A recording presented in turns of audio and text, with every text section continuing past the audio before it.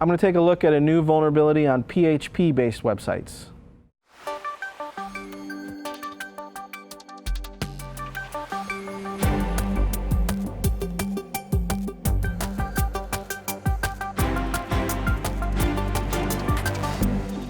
Joe, I heard you have a very interesting story about PHP vulnerabilities.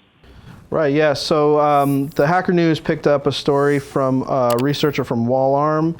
Basically, they found that, that PHP websites using Nginx configured to run PHP Fast CGI Process Manager, so FPM.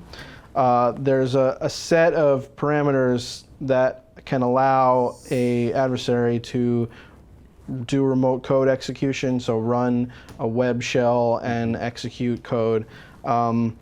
You know, kind of interesting, mostly because, you know, a lot of times we'll see vulnerabilities like this, but, you know, we don't know that there's an exploit. Well, there is a POC exploit, so almost right, you know, in line with the CVE coming out and the vendor, you know, or the PHP group acknowledging it.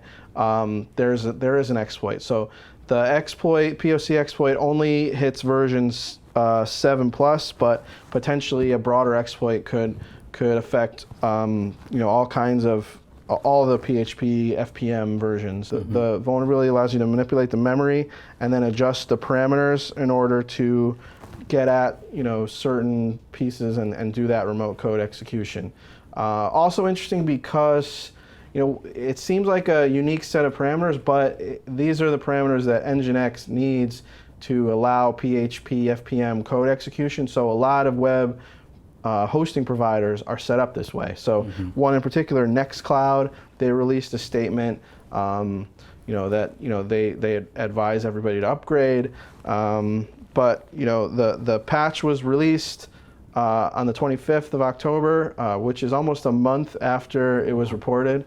So, you know, one of those where there is that gap in time where these PHP web servers were vulnerable, and you know now is the time to upgrade. So, you know, if you're running a PHP web server using Nginx and FPM, go to 7.3.11 or 7.2.24 is really the advice here. This vulnerability has been found while someone is doing a CTF kind of challenge, and they stumbled upon one of the key inputs where basically the memory can be manipulated to give undesired results. You know, hopefully this is going to become less and less common because, you know, I mean, just the fact of, you know, using PHP, it opens, you know, the door to a set of like security issues.